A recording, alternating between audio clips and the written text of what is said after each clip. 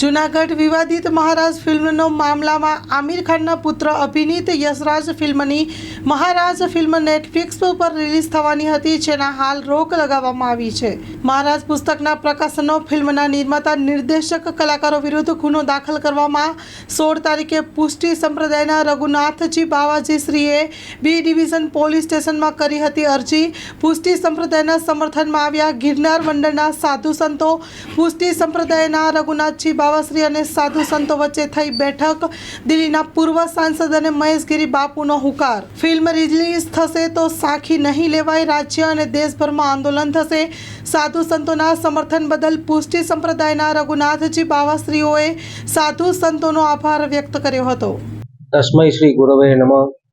આજે મહેશગીરી બાપુ, મહાદેવગીરી બાપુ અને મહાદેવ ભારતી બાપુ આપ લોકોના સત્સંગમાં હું આવ્યો. આપ લોકોના આશીર્વાદ મળ્યા અને મારી છાતી જે 36ની હતી આપ લોકોના આશીર્વાદથી 52ની થઈ ગઈ. અને જે સાક્ષાત ભગવતીની સાક્ષીમાં, ઘંટાનાદની સાક્ષીમાં આપ લોકોએ મને આશીર્વાદ પાઠવ્યા છે અને લડતમાં સાથે રહેવા માટે સહકાર કર્યો છે, એનાથી હું ખૂબ આનંદિત થયો છું અને આપનો ખૂબ જ આભારી છું. અને આ લડતને સફળ બનાવવા માટે ફરીથી આપ લોકોના આશીર્વાદ માંગુ છું અને સાથે રહેશે એવી આ ગિરનારના ચરણમાં મારી હાર્દિક પ્રાર્થના છે. જય ગિરનારી, ઓમ નમો નારાયણ. હમણાં થોડા દિવસમાં એક ચર્ચાનો વિષય ચાલ્યો છે કે મહારાજા એક મૂવી હમણાં થોડા સમયમાં રિલીઝ થવાનું છે.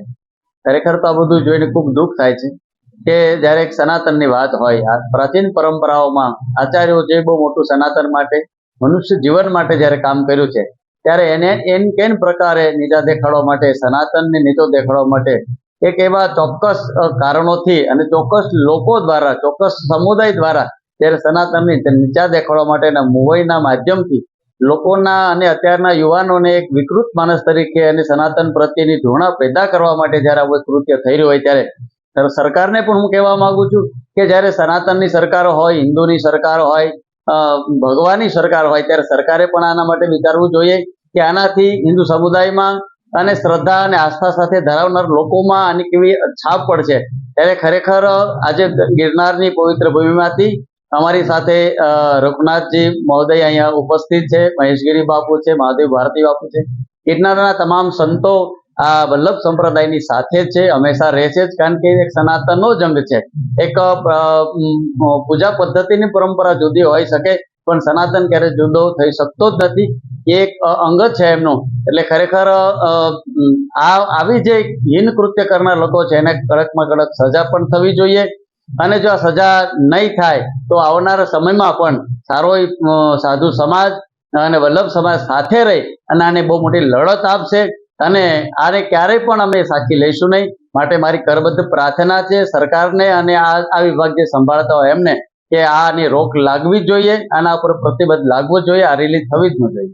જય ગિરનારી, જય ભૂતનાથ, ઓમ નમો નારાયણ, જય શ્રી કૃષ્ણ. હમણાં જ ધ્યાનમાં આવ્યું છે કે વલ્લભ સંપ્રદાય જે ખૂબ પ્રાચીન સંપ્રદાય છે અને સનાતનનું અંગ છે અને મહાપ્રભુજીની બેઠકો આખા ભારતમાં, દેશ વિદેશોમાં છે, તો એ સંપ્રદાયને લઈને એક કોઈ મૂવી મહારાજ નામથી આવી રહી છે, જેના અંદર આ સંપ્રદાયના અંદર ખૂબ એવા આક્ષેપો અને આરોપો લગાડવામાં આવ્યા. એવી કોઈ પુસ્તક બહાર પડી હતી ને એને લઈને કોઈ મૂવી બની રહી છે અને સનાતનના ઉપર, એ સંપ્રદાયના ઉપર એક મોટો પ્રહાર આણે ગણી શકાય. તો મહેશગીરી બાપુ અહીંયા જુનાગઢ ભૂતનાથ મંદિર, ગિરનાર દત્તાત્રેય, મહારાજ શ્રી રઘુનાથજી મહારાજ અહીંયા બાવાશ્રી છે જુનાગઢમાં હવેલીમાં, એમના સાથે મુલાકાત અત્યારે થઈ. મહાદેવગીરી બાપુ, મહાદેવ ભારતી બાપુ અને મહારાજશ્રીને અમે આશ્વાસન આપ્યું છે કે કંઈ પણ એવું જે સનાતનના વિરુદ્ધમાં હોય, આપણા દેવી દેવતાઓના વિરુદ્ધમાં હોય, આપણી પરંપરાના વિરુદ્ધમાં હોય, તો અમે બધા ગિરનારના સાધુ આપના સાથે છીએ અને સનાતનના પ્રહારને સહન નહીં કરીશું. મને એક બહુ આશ્ચર્ય થાય છે કે ભારતના અંદર આ મૂવીઓ બને ત્યારે સૌથી સોફ્ટ કોર્નર આપણે કહીએ અથવા તો સોફ્ટલી આપણે સનાતન ઉપર જ પ્રહાર કરવા વાળી મૂવીઓને લાવીએ તો આને બહુ સારી રીતે રિલીઝ કરવા માટે બધાના માટે સહેલું હોય છે. શા માટે આવી મૂવીઓ કોઈ મુસ્લિમ ધર્મ છે કે ક્રિશ્ચિયન ધર્મ છે આવા બધાના ઉપર નથી બનતી? ઘણી જગ્યાએ એવું છે, દરેક વ્યક્તિ આ પૃથ્વી ઉપર આવ્યો છે, એના અંદર ગુણ અવગુણ બધું હોય છે, પણ સારા ગુણો તરફ જઈને આગળ વધવું એ અમારી પરંપરામાં રહ્યું છે. હશે ઘણી જગ્યાએ એવું હશે, કોઈ સંપ્રદાયમાં ઉપર નીચે કોઈ હોય, પણ એ ઉપર નીચે જ્યારે હોય તો એ સંપ્રદાયનો વિષય છે. સંપ્રદાય મળીને બેસીને એને નક્કી કરશે. એમાં આક્ષેપ કરવાનો, આરોપ કરવાનો કોઈને અધિકાર નથી. અને જ્યારે મૂવી બનાવવાની વાત આવી રહી છે ત્યારે તમે હિન્દુ ધર્મને ને સનાતન ધર્મને શા માટે લઈ રહ્યા છો?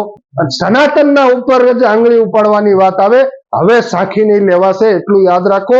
આ ગિરનારી જીવડાઓ છે ને ગિરનારી બાવા તરીકે ઓળખાણ છે ને વલ્લભ સંપ્રદાયના સાથે અમે છીએ, એટલે આવી કોઈ મૂવીઝ રિલીઝ કરવામાં આવશે એને સાખી લેવામાં નહીં આવશે ને ગુજરાત ભરમાં અને દેશભરમાં આના આંદોલનો ચાલશે અને પછી જે વ્યક્તિ હશે એને ભોગવવાનું થશે.